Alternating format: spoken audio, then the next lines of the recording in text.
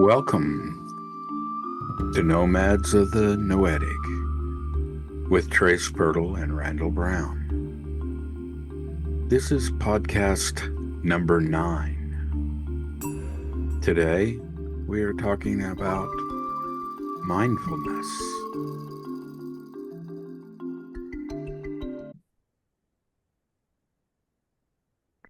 Hey, good afternoon, everybody. This is Trace and Randy again, Nomads of the Noetic.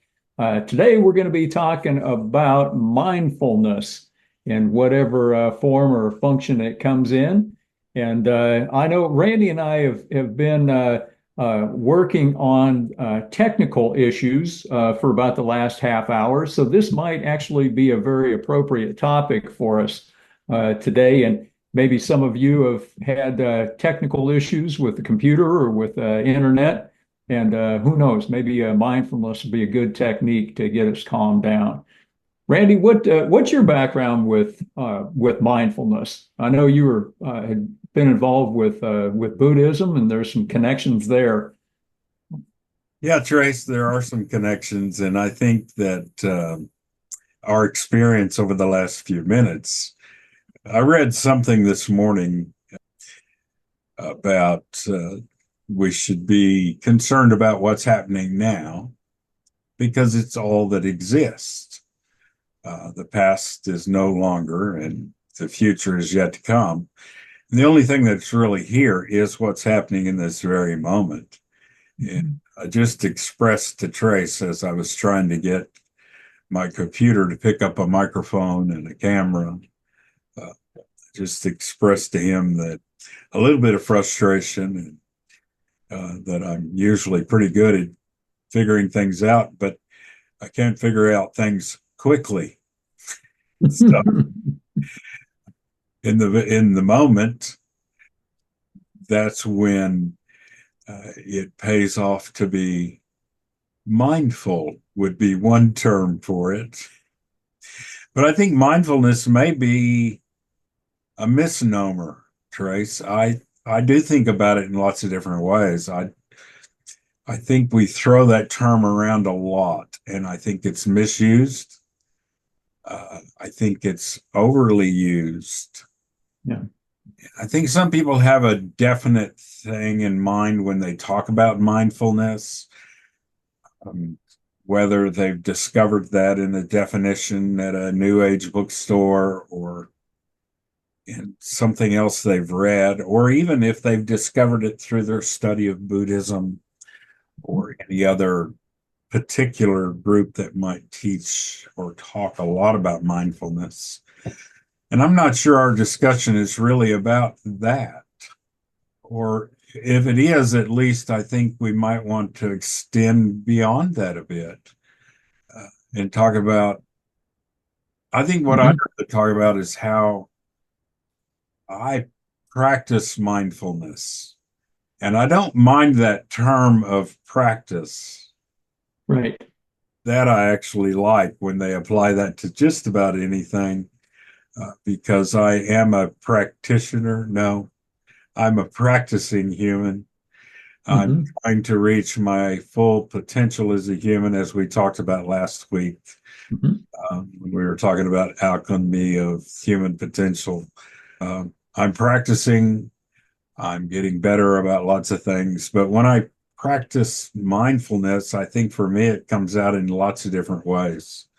And I think there may be many that might agree with me, and you might too as well, Trace. But I'm going to tell you my first experience of mindfulness, and the first way I practiced it would have been through prayer.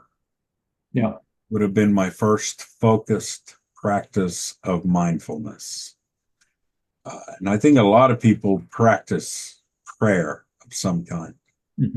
My prayers changed over my lifetime in many ways, from sometimes extemporaneous, especially in my youth,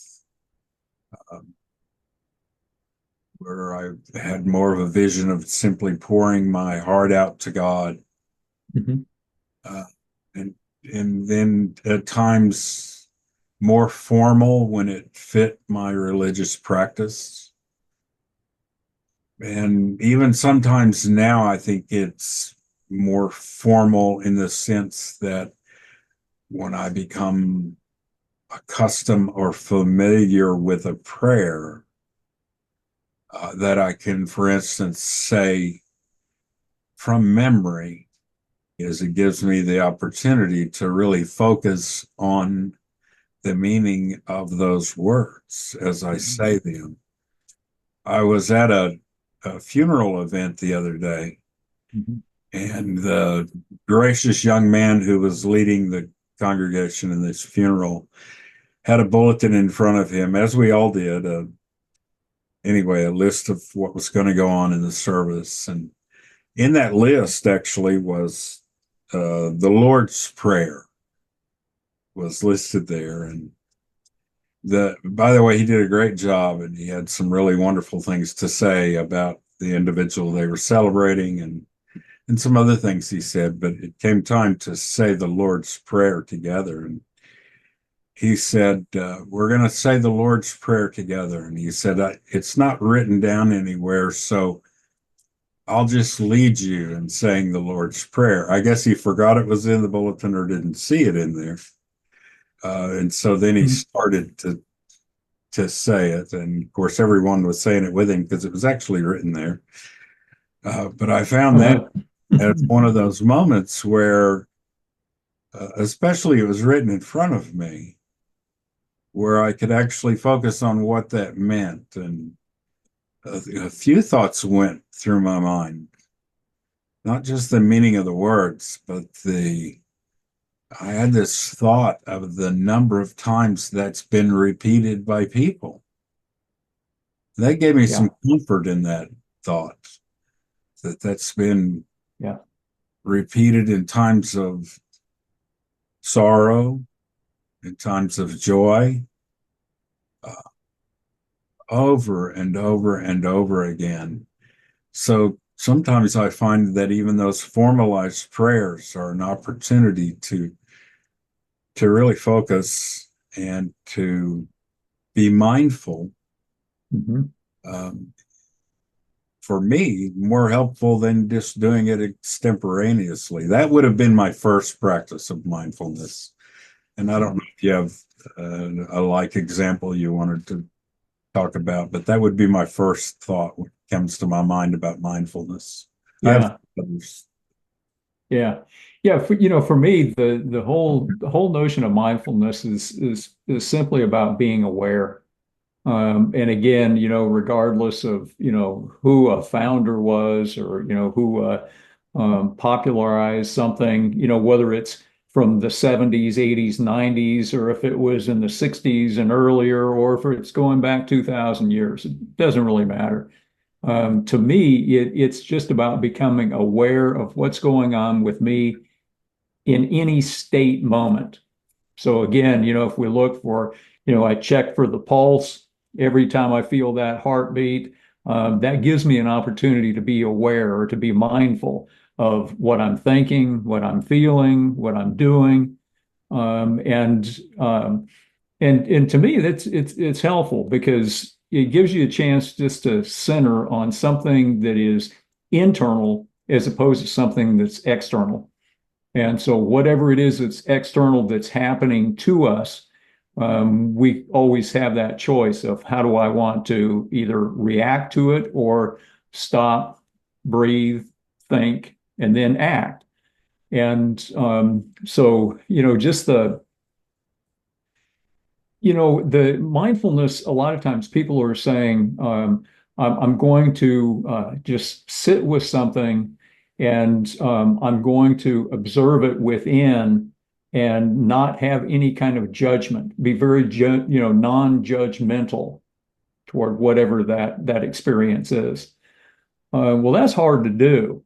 I don't care how well trained you are. It takes a lot of practice and it takes a lot of self-discipline to actually put into practice non-judgmental mindfulness, right?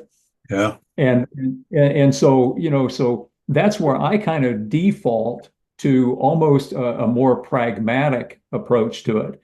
So if I'm frustrated over something that we talked about with YouTube, um, taking down a particular video, um, I'm going to experience that as aggravation, as frustration.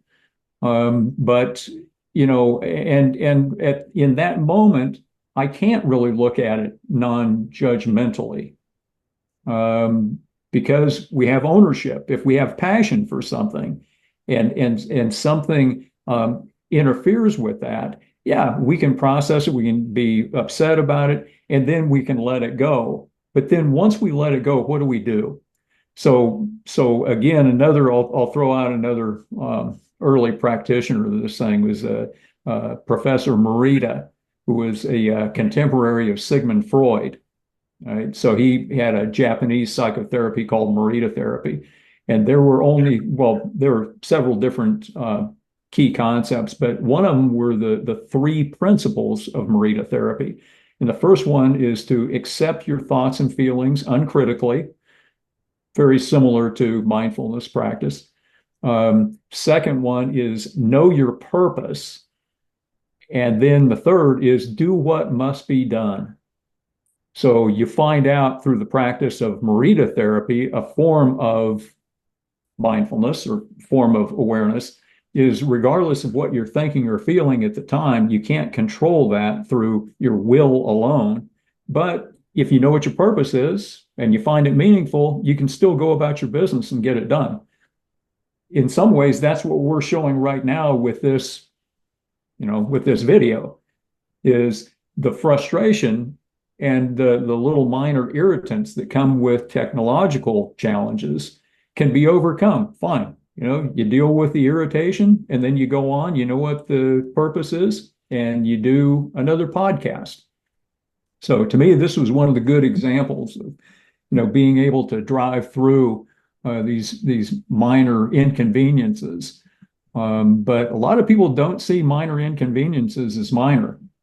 They can blow them out of proportion and they can become real hassle for them real quick if they don't develop some resilience as they're going through the process of expanding their human potential. Right. That's right. There'll always be a bump in the road. Always And, bumps. Yep. It always Yeah. makes me And think. and those bumps in the road, I mean, whether yeah. Go ahead, Trace. I'm sorry. No, that's okay. Yeah, there was buffering in your video there. Go ahead. Well, I was going to say there's always a bump in the road. In fact, when you think about the Buddha's Four Noble Truths, the first one is the truth of suffering. Yeah. But we always interpret that to mean pain and death and sickness. But that's not the word he used. The word from the Pali Canon is dukkha, which really means, a better way to describe it is out of balance. Yeah. It's like if you're pulling your radio flyer wagon and one of the wheels is square. It's going to be a constant bump, bump, bump. That's out of balance. So life is that. And so a technical difficulty is going to happen. It's not, and I think that's where that whole idea came up, from, that whatever can happen will. Well, that's because it does. Yeah. So that is where mindfulness actually plays an important role, is in responding to life more than anything. Yeah. Yeah. Because you know that it's not going to be always in balance. And it's not that happy moments don't come, they do. It's just that they come and go on their own. Yeah. just like imbalance comes and goes on its own, and I can't predict it. I can't manipulate it. But what I can do is embrace the moment as it is. Be Mhm. prepared with mindfulness, as if you want to call it that, to embrace whatever it is that's happening and move through it and onward, by simply responding to the moment as we will. Uh, but I do think, and I do especially think when there are things that I think we live in a high pressurized world. Sometimes work is like that. Sometimes relationships are like that. I do think that for me, um, this idea of mindfulness will assist me in stopping for a moment to be mindful or to think Mhm. before I respond.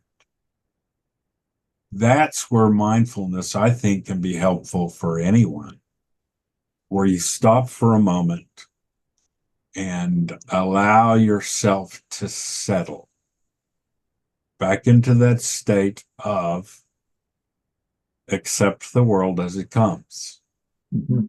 and move through it. So, yes, technical Yeah. difficulties is one of them, but it could be many, many other things, much more traumatic for people, where mindfulness can be helpful. Or, I even hate to call it mindfulness traits. I don't know what I'm trying to say, but I even think maybe patience is Yeah. a word for it, or restfulness, just the ability to not act immediately Right. in some Yeah. situations. So, Yeah. There are a couple things that come to mind on this for me is, I mentioned before that ability to stop, breathe, think, and then act. I don't know if you and I have talked about this before or not, but you know where that came from? where? Came from scuba diving. Oh, yeah. So, yep. So when I was out on the island of Guam, we'd be out of school at 2 o'clock in the afternoon because it was too hot, right?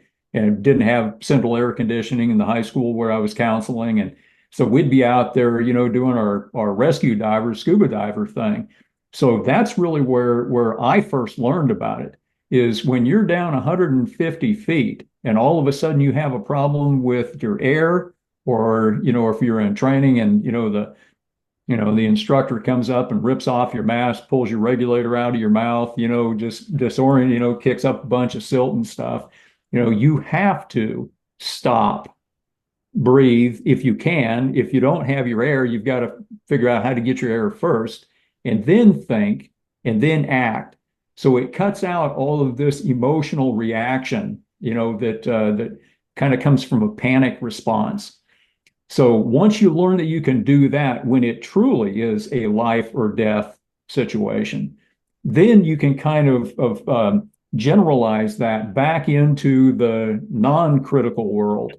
But also with the notion of prayer and the notion of being out of balance or out of homeostasis is, if we can take enough time to become aware of what our inner state is through mindfulness, then maybe we've got an opportunity to say, wait a minute, are my thoughts out of line with maybe the spiritual?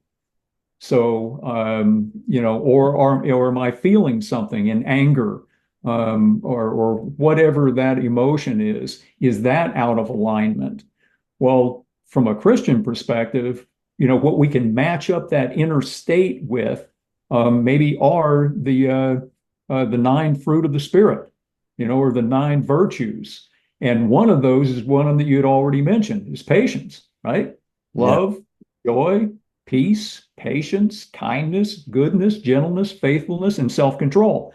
So if we're always matching up what our inner state is, thoughts, feelings, and then our resulting behaviors against something like, those 9 fruit of the spirit, then we can actually do something with it. And again, that goes back to the pragmatic side of it. If all I do is sit and be aware and be present with what's happening with me, well, it's a great exercise. It's a great practice in that moment. I may even be able to reduce my stress level, may be able to, decrease my pain perception. Okay. But after that, what do I do?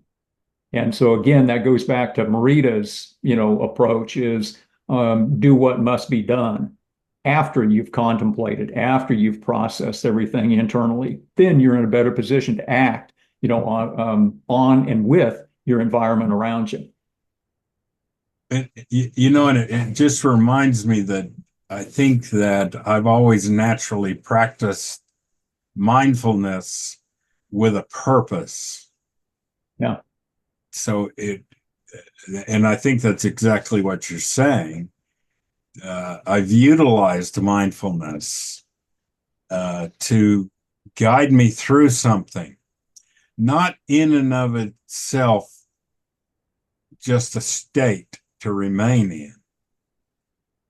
Not that that wouldn't feel good, because I know that it does. And I think, I've always been, I reflect on this idea that Meher Baba said often, which was you can do far more by helping someone rather than meditating.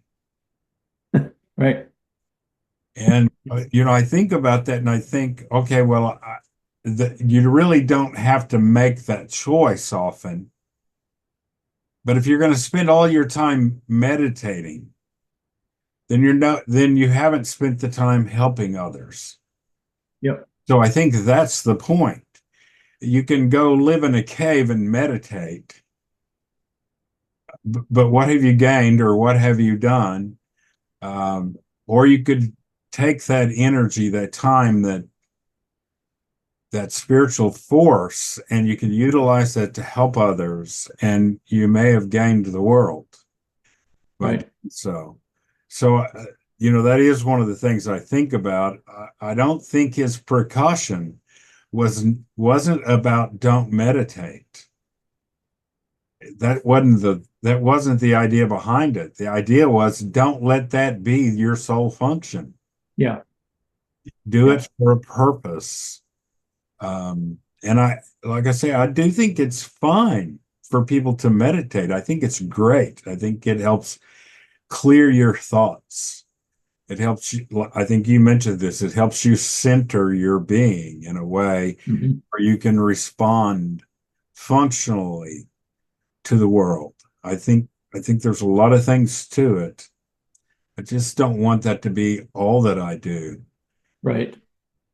However, the idea about if I accept the idea of meditation as being present in the moment, now that idea I can embrace to be a singular activity I will participate in. Because in that way, if I am totally present in the moment, and I can do what I need to do for others, for the world at large, and that is a state of meditation. But I can continue to help others, as Meher Baba said. But me, that is a state of meditation, to be ever present. And being present in the moment, Trace, is much harder than I am making it sound. Oh, yeah. It is so easy to just be, I shared with you that we're going to take a short little trip here 2 days from now. Well, it is so easy to get caught up in the next 2 days of preparing to take a trip. Right. Rather than living life for the next 2 days and then take a trip as part of life. And I know there's things you have to do to prepare for things. I'm not saying don't prepare. I'm just saying I don't want that to be my singular activity for the next 2 days, to prepare to go somewhere because I have days of things that I can do, be it make a podcast or work on a class or play with the dogs. Yeah. Whatever it might be. I'm not going to forego the experiences of my life to prepare for something in the future that could all be stopped by a flat tire pulling out of my driveway. Right. Yep. Then I would have wasted 2 days. So I do think mindfulness can be described simply as being aware and present in the moment. In the moment. Right. Yep. Fully aware. Because and I have heard people talk about mindfulness and focusing on your breath. Mm-hmm. Well, isn't that the same? If I'm focusing on what's presently happening, right, then it's the same thing. I'm singularly focused. Yeah. I want to mention real quick, Trace, there's an interesting book I read a long time ago called, I think the title was Closer Than a Brother. And it's written by Brother Lawrence. Okay. Yeah. And I think it's a very old book. I think you may have told me about that because Brother Lawrence sounds familiar. And Brother Lawrence was not a monk, but he worked at a monastery. Okay.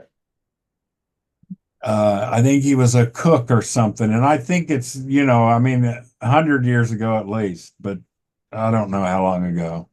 But I think it's still a book that you can get in print. It's a very popular book in some circles, I think. But the book, in this book, Brother Lawrence describes his relationship to Jesus. Mm-hmm. And he operates his life as though Jesus were physically present with him. All the way down to the detail of he sets a place at the table for Jesus. Okay. Yeah. What I find fascinating about that is that to me is being present in the moment all the time. Right. Now, not everybody would agree, and some might think that's a little bit crazy. But in his belief system, he believes that God is with him every moment. Yeah. And so he wanted or chose to live his life as though God were physically there. Right. Right. And I find that really fascinating. Yeah. I'll put that in juxtaposition with a group of sadhus from India who lived about 1,000 years ago, who practiced a really interesting form of living in the moment. Because in their philosophy, the only thing that was real was what was happening to them in the moment. Yeah. So much so that right now, Trace, you are real to me and you exist. Mm-hmm. But once we sever this connection, you no longer exist. Mm-hmm. Now, that was their philosophy, that as long as they weren't connected to others or other things, they didn't exist. It was only what was present in their world at the moment. And I think those two positions are kind of opposed in how we practiced their awareness in the moment. Yeah. So I think there are varying ways that people can practice this, but I think people have to find the one that fits with them and with whatever their structure of philosophy, theology and belief system, what works for them. Yeah. As you're talking about that, I think I probably agree um, with your interpretation of living in each moment, because I think about um, some people that I've known, and they seem to think that the way to practice mindfulness is to go off by themselves, sit underneath the shade tree in the lotus position, and you get in touch with your thoughts and feelings and be very uncritical. And I totally agree. That is a helpful practice to do.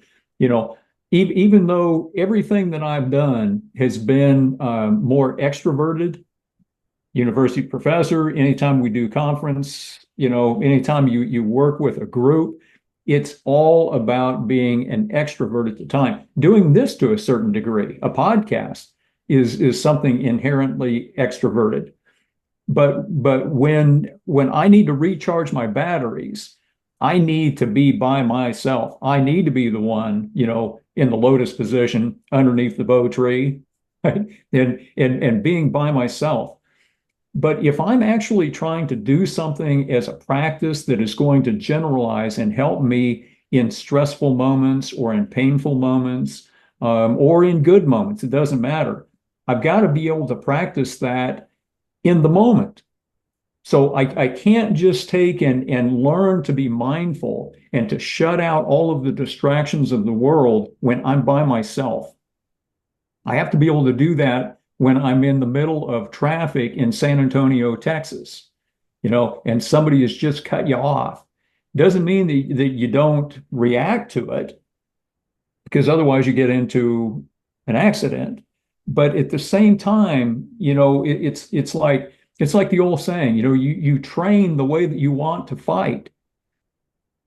Make sense? Yes. And that is something that I think is sometimes missing. There's that gap again between practicing when you're alone and you have no other distractions other than the distractions that are coming in your own mind and your own thinking, your own feeling. And when you've got to take and bring that with you every single moment from the time that you get up out of that position and you start traveling back to the world again, and you're having interactions with the other people, and then you go on about your life. To me, the real benefit of having trained the way that you're going to live is by almost seeing yourself in those kind of settings. How will I react? Now, granted, I understand anticipatory anxiety. It's like, preparing for the vacation. You don't want to get the anticipatory anxiety by preparing too much when you know that you may have a flat tire. So there's that aspect, but the real benefit to it is, hey, I can prepare for what might happen, but if something doesn't happen that way, no problem. I can deal with it because I know how I trained by myself to be able to be prepared to react, or I'm sorry, to act, not react, but to act in any given circumstance. That's right. So to me, that's one of the real practical values of that kind of training, whether we call it awareness training, whether we call it mindfulness or prayer time, it's just a preparation for dealing with these basal kind of level real world stressors that people deal with. Because if we can't deal with those, we sure can't deal with more human potential kind of issues. Right. Right. Or mind expanding or potential expanding. Right. Yeah. And I saw a sign the other day. What was it? Maybe I probably saw it on the internet, and it said, should we be trying to fix artificial intelligence before we try to fix stupidity? That's what it actually said, but that's not how I read it. How I read it was the before I start really thinking about my potential, let me work on being human. Right. Yeah. Get that right. Yeah. And then, because I think getting that fully right will be the catalyst for reaching that potential. Right. Yeah.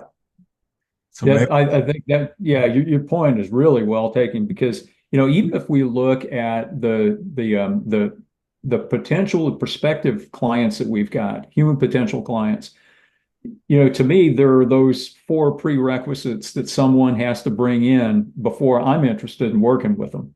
And that I don't want that to sound, elitist, but it just is as it is. And the first one is they have to want to change.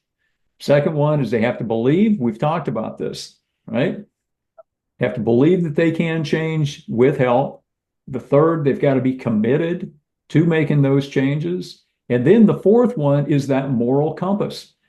So just like you say, it doesn't do us any good if we can help a person achieve their potential and then their exponential potential, if the direction that they're leading themselves is in an immoral direction, and I know some people are going to say, well, morality is relative. No, there are some things that are either right and some things that are wrong. And so if we know it up front, even if it's our values, our individual values, stealing is wrong, hurting somebody else is wrong. If we know that someone is predisposed that way at this lower level, why in the world would we be helping them to do more of that? right. We talked about, the ethics of what we do. Then all of a sudden it's no longer ethics. Now it's just about being a mercenary and taking somebody's money, regardless of what the costs are. That's right. And I'm not a mercenary. No, nope, nope. An entrepreneur, yes. A mercenary, no. No. Right? And in fact, it's the last thing I'll do Yeah. because well, first of all, it goes against every fiber of who you are. And there has to be a line at which you draw that I won't do that. Right. And I actually, you know what? I think when we don't have a line is when we feel a lot of insecurity in our lives. That line provides us security. Yeah. The line allows us to go up to it, but not to go past it. Right. When there's no line, you never know for sure when you've gone past. And Right. you live in a world of questions. And have I gone too far? Well, draw your line and draw it way back from where that is, Exactly. are where you are never going to feel uncomfortable. And that is one of the things that I would advise for anyone. Draw that line way back. Yeah. You know what? Yeah. There's plenty of opportunity to reevaluate that anytime, but draw that line way back. Uh, when you grow in wisdom, then your boundaries change. What typically happens though is your boundaries come closer. Mhm. But that's Mhm. not always the case. But that's what typically happens.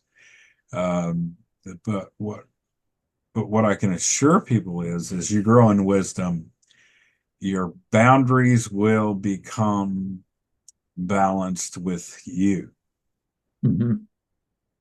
So draw them way back. Yeah. Yeah. And the drawing them way back, even now, I don't know if this is the way that you're meaning it all also, but before you get to the point where you would have to make a decision, this is either beyond the line or this is still in front of it. The time to make those kind of boundary line decisions are well before you have to actually make it. That's right. Yeah, and so maybe that's part of again, some people might call that, well, that's just, the anticipatory anxiety, kind of waiting for something to come. Yeah, I mean, that's called life, right? Kids have to go through that all the time. It doesn't matter whether it's premarital sex, or using drugs or whatever. If they know where the boundary is ahead of time, then when they get into those peer pressure kind of scenarios, they'll know what they'll do and what they won't do. And again, that's not just my judgment, or my values sort of projected onto somebody else. It's just for each one of us to know this is where I'm going to go to and not any further. Yes. And so that whole notion of not moving, something, being adaptable, being resilient. That's part of what it is that we're teaching, we're training. Right. We want people to be flexible and to be resilient. But there are some things that need to be immovable, right? The ancient boundary lines, those things need to stay there. Right. And so that moral compass, to me, is going to tell us which direction the boundary line is and where it stops and where it continues on to something else. And any time that I've gone beyond my own line, nothing good came of it. Right. Some of those bad decisions, man, I'm still paying for them. Always. Yes, me too. That goes back to the wisdom that you were talking about. Yeah, that's Huh. true. Yeah. Well, Trace, Yeah. Here, go ahead. that's a good discussion about mindfulness, and we splintered off from that in all kinds of directions. So Yeah. I hope others have some ideas they want to share with us, and we would be happy to hear them. Absolutely. Absolutely. All right. So until next time, we'll see you later. Send you away with blessings. Yep. Adios.